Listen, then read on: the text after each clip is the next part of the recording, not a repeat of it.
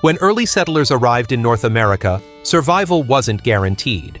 Winters were harsh, forests were endless, and there were no ready-made towns or cities waiting for them. If you wanted a roof over your head, you had to build it yourself, with whatever the land provided. What's surprising is just how effective their shelters were.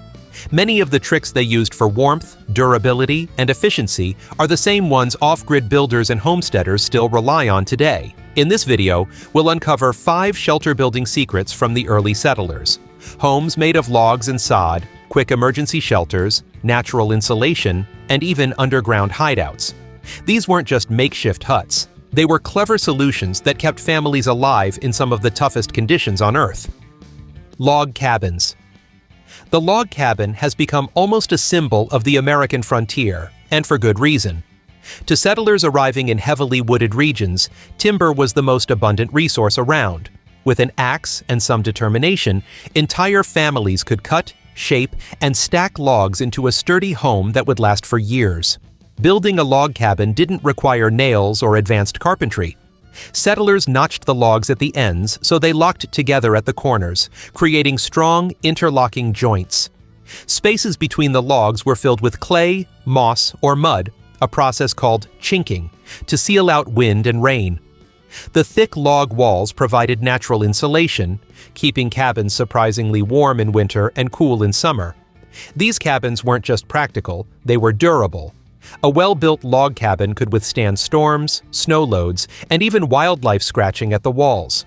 Many early log cabins from the 1700s and 1800s are still standing today, proof of their strength. The design was also adaptable. Settlers could start small, a single-room cabin, and add on as families grew. For pioneers who had to move quickly, this flexibility was essential. Today, log construction remains popular for off-grid living and eco-friendly housing. Modern cabins may use milled logs and power tools, but the principle is exactly the same. Stack logs, notch corners, and seal the gaps. It's simple, effective, and proven by centuries of survival. For settlers carving out a life in an untamed land, the log cabin wasn't just a house. It was the difference between freezing outside or making it through the winter. Sod houses. When settlers moved westward onto the Great Plains, they quickly discovered a serious problem: no trees. The endless grasslands stretched for miles, but timber was scarce, and without it, building log cabins wasn't an option.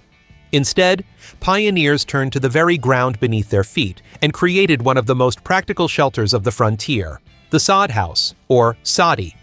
A sod house was built by cutting thick squares of prairie grass and soil, often with roots that held the earth together like natural bricks. Settlers stacked these sod blocks into walls nearly 2 feet thick, sometimes reinforcing them with wooden frames if they had the materials. Roofs were often made of more sod, supported by beams or brush, which gave the home excellent insulation. The result was a surprisingly comfortable shelter. In the blistering summers, sod houses stayed cool, while in the freezing winters, the dense earth trapped heat inside. They were cheap, available everywhere, and could be built in just a few weeks by families with little more than spades and grit. Of course, sod houses weren't perfect. Heavy rains sometimes caused walls to leak, and critters like mice or snakes occasionally burrowed into the walls. But for settlers with no other options, sod houses were lifesavers. Many families lived in them for years until they could afford lumber or brick. What's remarkable is how effective this method remains today. Modern earth-sheltered homes use similar principles: thick, natural walls that regulate temperature and blend into the landscape. The sod house shows that even without wood or stone, early settlers could engineer shelters that worked with the environment instead of against it. For families on the open prairie, a sod house wasn't just shelter, it was survival, plain and simple. Lean-tos and brush shelters.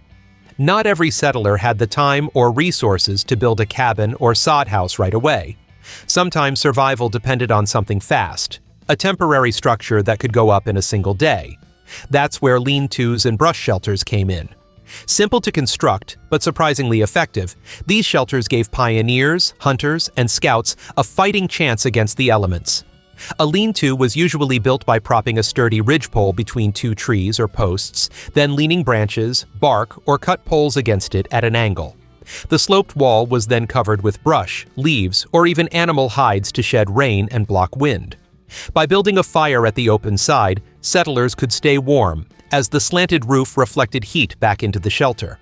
Brush shelters followed a similar principle but were more enclosed. These used whatever material was available, branches, grass, reeds, or shrubs, packed tightly to form walls and a roof. They weren't pretty and they weren't permanent, but they worked. What made these shelters so valuable was speed and accessibility. If a hunting party got caught far from home, or a family was still scouting for farmland, they didn't need nails, saws, or a wagon load of supplies. Just an axe, a knife, and what nature provided. The design also carried lessons settlers had learned from Native American tribes, who had perfected lightweight, portable shelters for generations. By copying and adapting those methods, pioneers gained vital survival knowledge. Even today, bushcrafters and survivalists still use lean-tos because they're quick, efficient, and require almost nothing but muscle and ingenuity. For settlers on the move, a lean-to might not have been luxury, but it was the thin line between exposure and survival. Wattle-and-Daub Walls. When settlers crossed the Atlantic, they didn't leave all their old-world knowledge behind. One building method they brought with them was wattle-and-daub, a technique that had been used in Europe for centuries. On the frontier, where resources were limited and speed was essential, this method proved just as useful, especially when combined with local materials. The idea was simple, but ingenious. First, settlers wove thin branches or flexible saplings into a lattice called the wattle. This acted like a natural mesh. Then they coated it with a daub mixture made from clay, mud, straw, and sometimes animal dung. Once dried, the result was a solid wall that was both sturdy and insulating. It was cheap, quick to build, and could be repaired easily with a fresh layer of daub whenever cracks appeared. In the New World, settlers often adapted the technique with whatever was available. They used willow, hickory, or other pliable woods for the wattle, and local soils mixed with straw or grass for the daub. In some areas, they even added lime to the mixture to make it tougher and more weather-resistant.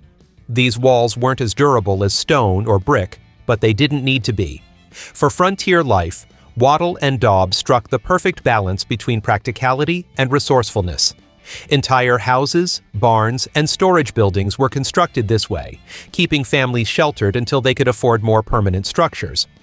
What's fascinating is that this medieval technique still shows up in eco-building today. Natural builders prize wattle and daub for being sustainable, low-cost, and energy efficient. For early settlers, it was simply survival, but in many ways, it was ahead of its time.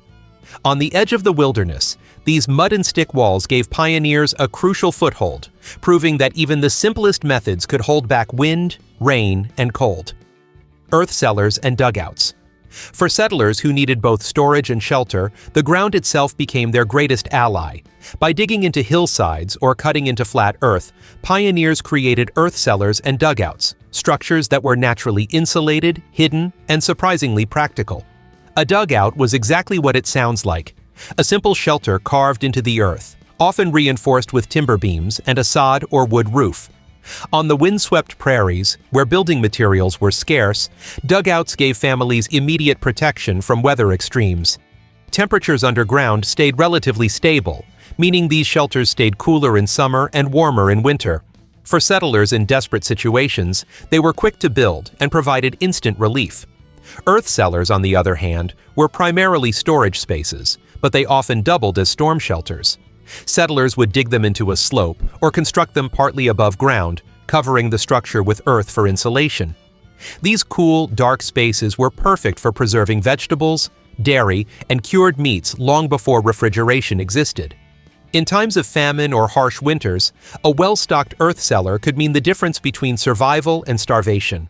Of course, living in or relying on these shelters wasn't glamorous. Dugouts could be damp, cramped, and vulnerable to flooding.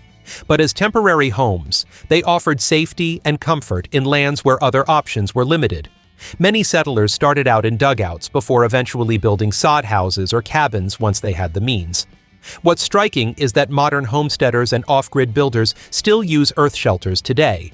The principle hasn't changed. Soil is one of nature's best insulators, and when combined with thoughtful design, it creates a reliable and energy-efficient shelter. For early settlers, it was a lifeline, proof that sometimes the best roof is the ground above your head. For early settlers, building shelter wasn't about comfort, it was about survival. Whether it was stacking logs into cabins, cutting sod into walls, throwing together a quick lean-to, weaving wattle and daub, or digging into the earth itself, each of these methods used what the land provided to keep families alive. These homes weren't fancy, but they were clever, resilient, and designed to work with nature instead of against it. What's striking is how relevant these shelters still are today. Log cabins remain a symbol of strength and independence. Sod and earth homes inspire eco-builders. Lean-tos and brush shelters are staples for modern bushcrafters. Even wattle-and-daub is making a comeback in sustainable architecture. The ingenuity of early settlers shows that survival doesn't always require technology or money. Sometimes it just takes resourcefulness, hard work, and the wisdom to use what's around you. And that's a lesson that still holds true, even centuries later.